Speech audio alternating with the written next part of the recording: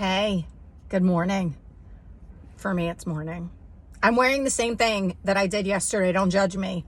This is what a scumbag I am right now. We'll say scumbag. Remember scumbag? We gotta bring that back. That was such a Kearney, New Jersey thing. Well, that guy's a scumbag. Dirtbag. And if you know anything about like through hikers and backpackers and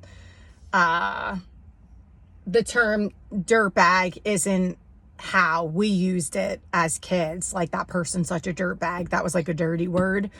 Dirtbag in terms of wilderness stuff is almost like a badge of honor. But full disclosure, I slept in this. It's so warm. I got this in Vermont when I went when I pretended like I knew what I was doing snowboarding, and I got annihilated out there. Couldn't even make it down the bunny hill. Ha! You want to hear a funny story about that? This is a true, dude, I had shitty friends. So I go on this trip to Stratton Mountain. If you've never been there, especially during the holidays, this time of year, it's stunning. That village is beautiful. And we go snowboarding. I'm in a group of people and almost everybody knows what they're doing. Like one girl lived out in Colorado and everybody's like rock stars. And then there's me. I've never been snowboarding before. So I'm like, yeah, I'm going to do this. And it was so much harder than I thought it was going to be. Well, they all pretty much left me. So I'm left to my own devices and I kept falling. I spent so much time on my ass that weekend. Oh my God, my butt hurt so bad. So bad. So this little boy comes up to me and he's like, do you need some help? And in my head, I was like, fuck you, punk. You know, I got this. And then the dad comes up and he's like, do you know how to get up? I'm like, no. So I'm flat on my back. I've been here for like 5 minutes. I was like Ralphie's brother. I can't get up in the Christmas Story. So embarrassing. I literally rode, you know, the little kid, what is it called? I'm calling it like a conveyor belt. The people mover. Remember the people mover in Disney? I don't know. My cousin called it the people mover. But that like little conveyor belt thing, I rode that with the kids all day. They were like, you're so silly being on here. I'm like, yeah, I am silly. They thought they got a big kick out of it. All the parents were laughing at me. I didn't care because I'm 5 years old inside of here. So I spent my whole day with little kids my first day. And then I was like, this girl needs a lesson. But oh my God. My body was so sore. I loved it. I want to go snowboarding again. I feel like in my heart, I could do it so much, and in my mind, I'm convinced I could do it so much better than I did the first time around, but it might be a second trip disaster. In my defense, there was a ice storm. So Stratton was a sheet of ice, and that's not ideal. That's why they say if you can learn how to ski and snowboard in the East, then you can ski and snowboard anywhere, because clearly like Tahoe and Colorado and even British Columbia are known for more like powdered snow. But the highlight of that whole trip, to ease my ego, my wounded ego, was I went into a shop and bought these kick-ass snow boots and this sweater that I got on sale, because, you know, it's the Stratton Village is like very highfalutin. This was probably like $180 on the rack. This gal doesn't pay $180 for clothes. So anyway, that's my little quirky story about spending a lot of time on Mahani attempting to snowboard. But I was just thinking about, I loved being a youth mentor at the college. That was like my favorite part of the job. And you never know, oftentimes when you're doing the work that I'm doing, even on here, listen, if you're new to this, I have no delusions of grandeur.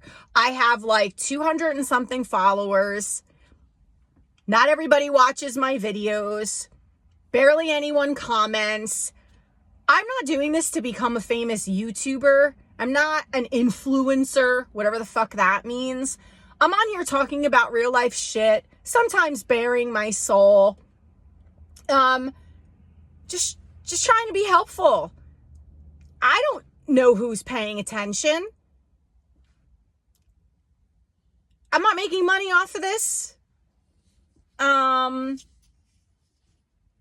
a lot of videos where I've ruffled feathers. People have called me lots of bad names. I was called lots of bad names. But you know me, I just go right back. Like, I ain't taking shit from you, bro. You know? I can be very nice about it. I could be very kind and cordial about it. One guy was like, oh, I see we're blocking people. So you must not be the real deal because you don't want other people to read, your ego can't handle it. I was like, not even close. You could say whatever you want about me. I don't give a flying fig. However, if I don't block that person, they're going to continually keep attacking me. And energetically, I don't want that on my feed every 5 minutes, every day of my life. That person needs to go get a life. So yeah, they're going to get the boot. So I have no idea who's paying attention. I was thinking about this morning on my walk. And I'm taking a class to learn how to navigate using the celestial bodies. And I need help, y'all. I got to call on some help to do some of my assignments.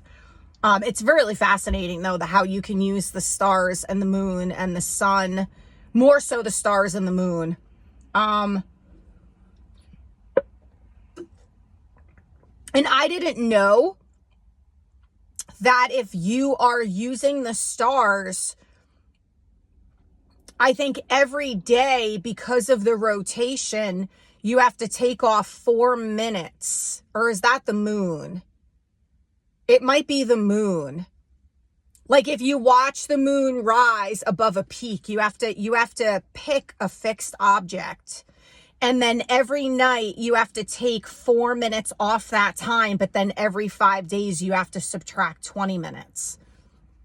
My kids think I'm preparing to either they think I'm secretly gonna go live off grid and not tell them. They're like, what are you preparing for? Or they're like, are you gonna be on the show alone? And I don't have a TV. I've talked about this before. I raised my kids without a TV. Yes, I am Laura Ingalls. I still air dry all my clothes. And I don't use lights in my house. It drives people crazy. That's a whole nother video. Oh my God, my kids hated me. My roommate is like, you're the most interesting person I've ever met in my life. I really don't use electricity much. Okay, whatever. That's a whole nother video. So I'm not against lights, y'all. If I move in if I meet a guy and we live together and he wants the lights on when it's dark out at night, I'm just a let the sun do its thing type of person. I digress.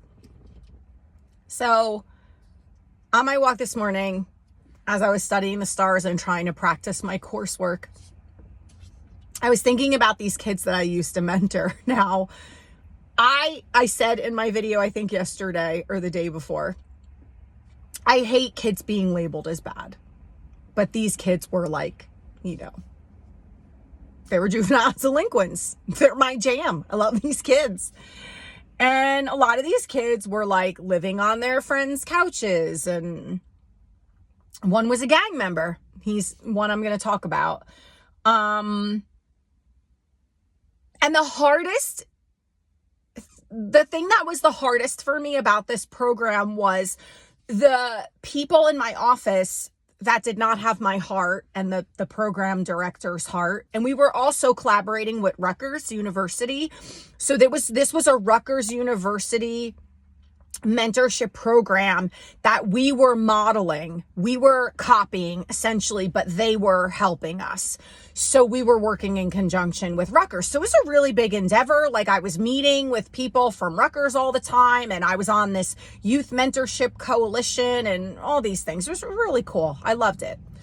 So no one else in the office felt the way I felt. So, you have kids who are in jail for murder, theft, robbery. So all these women are clutching their pearls, you know, hiding their pocketbooks. And I'm getting pissed because I believed in these kids and I'm championing for these kids.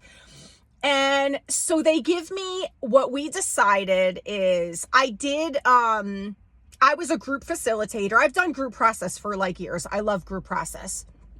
And that's when the facilitator goes in and, you know, you're in a circle and you're facilitating the group, which could be an absolute shit show because you always have the overshares and the overtalkers and then the people falling asleep and the, you know, you have the observer that's just sitting back, taking it all in. Be very careful of that person. That's your serial killer right there. I'm only kidding. They're not the serial killer. They're usually the smartest. The quietest person's usually the smartest person in the room. So I did group facilitation. We did team building. I did wellness talks. I did yoga with them. I taught them smart recovery skills because I'm a certified smart recovery facilitator working in the addiction field.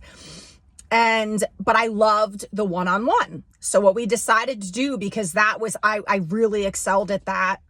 I would get to, they would usually adopt this person, but sometimes I'd be like, hey, I want that kid. And one of those kids would become my administrative assistant. This is a big deal. Like they're in my office all the time and we're working very closely together. And it was these kids socially not really up to speed. So we had to start really small. I had to give them basic tests. Sometimes I had to write out a script for them because I would teach them to like get on the phone and make phone calls to people because they couldn't do it. And then it was like standing next to me while I was having a conversation with one of my colleagues, and I would have them practice looking at that person's face because they couldn't make eye contact. I mean, it was that basic. So, and not for all of them, but for a lot of them. So I get Giovanni comes into, I'm like, oh, I want that kid. His pants are down to his ankles. Every day I was like, G, I don't want to see the tighty whities, bro. Pull up the pants. Don't want to see the ass. So, he was a gang member. He did bad things. This kid did really bad things. Everyone's terrified of this kid. And he was always like the yo, Miss H, what up? And I'd be like, what up, G? What up, dog? And so he becomes my assistant. And because I was running the kids camp and I constantly had parents coming into my office, I had a tea station. I'm a big tea drinker. So I had the like electric coffee pot. I had teas. I had it really nice. And they gave me a bigger office. And because of how many, students and parents were coming in and out of my office because of my role. And they were going to take this round table with like 4 or 5 chairs around it out. I said, no, this is perfect. It's a circle. You know, like, let's think about what a circle symbolizes. And keep it in here so I can entertain, you know, add more warmth, make people feel at ease. So G comes in and he's all stoked that I have a tea station. And I was like, bro, you drink tea? He's like, yeah, Miss H. And I was like, all right. And he's like, I'm like, you want a cup? He's like, you're going to let me drink tea with you? I was like, absolutely. You're my administrative assistant. I was like, I'll tell you what, I'm going to get you your own mug from the big kitchen. You're allowed to come in my office whenever you want and drink tea. But you have to leave this table exactly as it looks because I'm very OCD and everything has its place. And make sure you clean your mug. So I used to leave and let these kids have like free reign of my office. People thought I was crazy, but I wanted to prove to everyone in the office that these kids were not as bad as they thought, and that there was nothing to fear by having these kids in our space. They weren't going to steal anything. These kids were very, very misunderstood. So one day I come back and he had left his mug on the table. Everything was in its place, but the mug was there and it was out of place. And I didn't look in it. And I just assumed that he didn't clean it. I call him in my office and I was like, bro, what'd we talk about? Go clean your mug. And he's like, yo, Miss H. And he turns it upside down. He's like, I did. And I was like, oh, damn, you know, because you're trying to build trust. And I was like, looked him in the eye. I'm sorry. Like, totally me. I didn't look. I should know better. I know you're a good listener.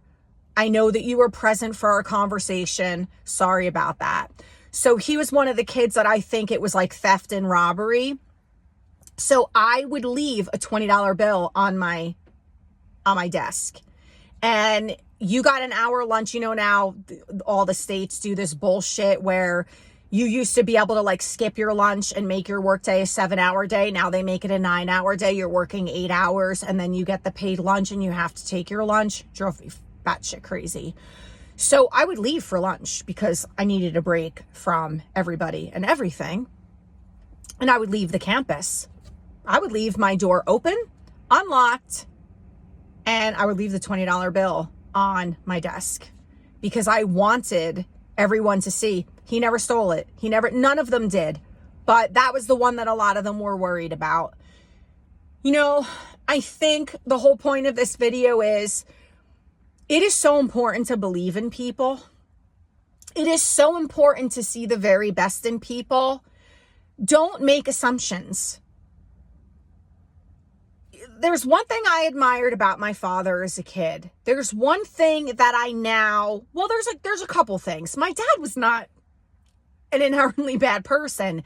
He just had so much unhealed stuff that it very much trickled into his parenting style and into the family dynamic. A lot of generational trauma, both sides of the family.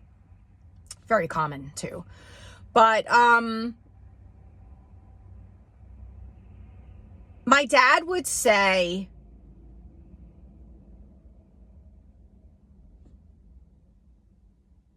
he would use the rope analogy. I'm going to give you a few inches. And if you can handle that responsibly, you know, I'll give you a foot. But if you hang yourself, that's on you. And then privileges are taken away. And not that I had that analogy in my head with these kids, but my thing to everybody I worked with was let them at least fuck up. Let them at least do something to justify your feelings. But feeling the way you feel based on their past experiences when we're here trying to do really good, deep, hard work to be a part of their continuation of care, rehab, you know, because a lot of what we were doing was being reported to the court counselors, etc. It's so important to have people in your life that believe in you. It's so important to have people in your life that have your back. And I guess in a weird way, and I got really emotional when I was thinking about this morning. I have no idea who is paying attention to me. So many of you are absolute strangers to me, but I have your back. Again, there's nothing in this for me. But I know what it's like to go through life alone. I know what it's like to go through life with very little support. I know what it's like to not want to be here and to want to take my life. I've been there, you know, a couple of times. It's a really dark, scary fucking place to be. And when you feel like there's no help, when you feel like there's nowhere to turn, it's a heartbreak that can't be explained. I never understood these people that were like, you know, and this was my dad. He felt that people who took their own life or considered it were extremely selfish people and that they, you know, he just had no empathy at all. And I'm going to share a story with you. For those of you who watched the video about me talking about my daughter, I broke down crying. So, it's already coming.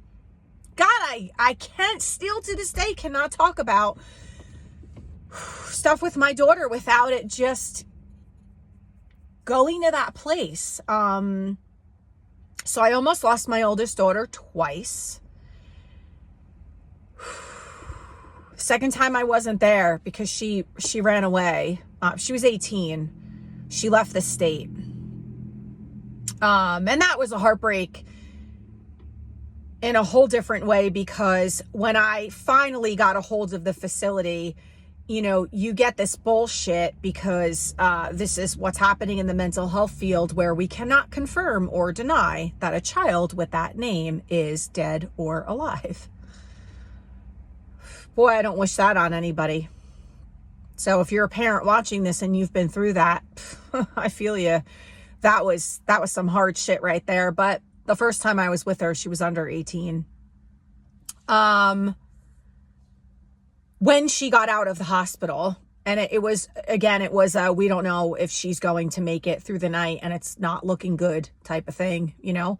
My ex-husband couldn't handle it and had left the hospital. It's just me and my kiddo, and I think I willed my kid to live. I really do. I've never prayed. I will tell the full story. When I think I can handle getting through it. It was wild. It was wild. I pulled some magic shit out of thin air that night. Even the nurses were like, whatever you were doing, because I was doing some, they definitely thought I was a witch. We'll just put it that way. But I was really doing I was working some magical stuff in front of everybody, because I didn't have a choice and I didn't care, quite frankly. You know, that's a moment where you're like, I give a flying fig what people think of me. And they, you know, some of the nurses tried to get me kicked out of the hospital, but I was like, not having it. When she got out of the hospital, we got into the car and I put her on speakerphone and I called my dad, all excited. And I was like, Dad, guess who I have sitting next to me in the car? And she just got released. This is like within 20 minutes. And my dad starts yelling at her through the airways. You're a disappointment. You're weak. You're a weak person. I've never been so disappointed in you. How could you do this to your mother? How could you put your mother through this? And she's hyperventilating next to me. And I told my dad off. I didn't talk to him for a long while. Hung up on him. I think I basically told him he was a fucking asshole, which, you know, all my life had wanted to say that and never had the balls to say it. But that was a very appropriate time. And, do you know what that did for me? It actually made me, it confirmed and validated why I never told them when I was in high school that I wanted to, you know, that I was contemplating taking my life, because there was no safe space for that information to be divulged. My father, I probably would have done it because that's how my dad would have reacted. And, so, you know, for those that haven't watched that video, you know, I swallowed a bottle of pills. I really wasn't trying to take, most people don't really want to take their life. They just want to know that they're supported and loved and cared for. And I grew up in a home where it was like, well, of course you are. You know, they didn't think that they needed to do anything more than I provide a roof over your head and you have clothes on your back and I drive you places, you know? And all the bills are paid. And that was love. So not his fault. Very much the consciousness of the time. And I do have compassion for that. So I swallowed a bottle of Tylenol PMs. Like, what is that going to do? It annihilated my liver. But I woke up the next day and I was straight disappointed. I was like, oh shit, that didn't work. But let's be honest. If I really wanted to take my life, it could have been like oxycodone or Vicodin or something. But yeah, so I know what it's like to be in those dark places. And I've done a tremendous amount of work. And all I'm doing on this channel is taking all the wisdom and the knowledge that I garnished and all of the tips, tools, and tricks that can be helpful, because what's right for me might not be right for you. And I honor that. I totally get that. But I believe in you. And I am a safe, supportive person. Wherever you are in your life, whatever you're going through, I promise you, you're here for a reason. We want you here. I want you here. I don't know who needs to hear that, but I feel strongly that I need to say it. I have said this on my channel many times before, but not recently. You can email me. You can message me in the comments and say, I'd like to have a private conversation with you. I've had several men email me just for dating advice or whatnot. You know, one guy, God bless him, this young guy in Germany, such a sweet little soul. I don't mind that. That is not crossing a boundary. I'm not going to give you, I don't want you calling me. I don't want you texting me. We can communicate through email. You know, I'm very comfortable with that. But no one should go through life feeling so alone. No one should go through life feeling like there is no one in the world that they could turn to. I just won't have it. I won't have it, damn it. And I will help you get help. I will find a way. Even if I don't know your system of care wherever you are, I can somewhat help you navigate those waters. But we're not supposed to go through life alone. We are not meant to suffer so intensely that we don't want to be here. And so it is my belief that every single person has a purpose, and you're here on purpose. And I want you here. And whether you believe it or not, other people want you here. I promise you, that is the truth. This is not me blowing smoke up your ass. You know, working with the kids that I work with through Pivot Point, and I said this to one of the girls on Saturday who feels so deeply unloved by the people in her life that brought her into this world, and should fucking love that kid, and she deserves it. And I'm going to tell you what I told her. You have to find the people who you know do love you and who do have your back. And you know what? It's an unfortunate, harsh truth and reality of living life in this world as we know it right now. You can pick your nose, but you can't pick your family. And I don't know why some of us are born into great hardships, but there has to be a reason. There has to be, because nobody or nothing is by accident. And so you can't pick your family, but you can choose the people that you surround yourself with. You can choose the people that you follow on YouTube. And so this is why I always say that I hope you're well, and I hope this is helpful in any way, in the smallest, slightest way. If there's one person who watches my videos from finish to start, that's it. I'm not here to be a fucking guru. You're the guru. The guru is within. I'm not here to make, millions of dollars off of my YouTube channel. I'm just a girl sitting in a car, drinking a cold beverage at this point, who wants you to not feel as lonely and isolated as I have felt in times in my life. I want you to know that somebody does give a shit. A stranger in Brevard, North Carolina, cares about you more than you could fathom, because I really do. I really do. You matter. You matter. It's upside down. You matter. That's why I have it there, because you do. I love you to pieces. Have the best day possible.